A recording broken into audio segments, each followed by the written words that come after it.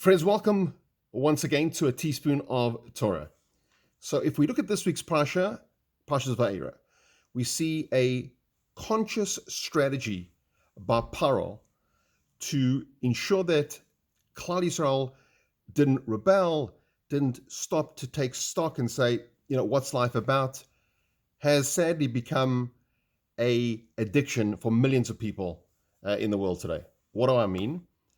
The strategy that Paro used was to keep the Jewish people busy, keep them like hamsters on a treadmill, and by keeping them busy without any reprieve, they were functioning like automatons, and they didn't have the menuchas hanefesh to think about what's life about, and maybe we shouldn't be just cogs in a machine, so to speak.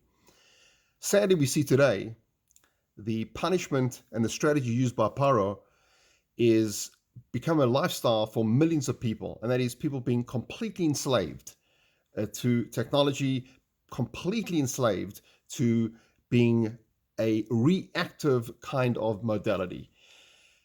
The matana that we've been given is Shabbos. Shabbos is a time where the plug is switched off, the cell phone goes off.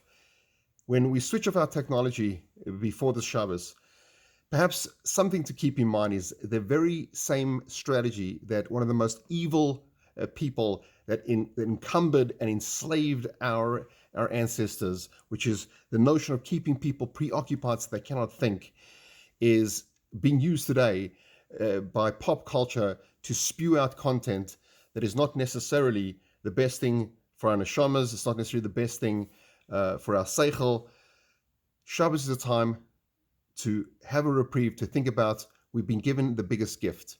Klal Yisrael is about to ascend up Har Sinai to get Matan Torah, the instructions for living. Let's keep that in mind, and when we're going to this week's Shabbos, that we shouldn't, just like our ancestors were slaves before, we've got an opportunity not to be slaves to pop culture and to the technology conduits that spew out this pop culture. Have a wonderful Shabbos.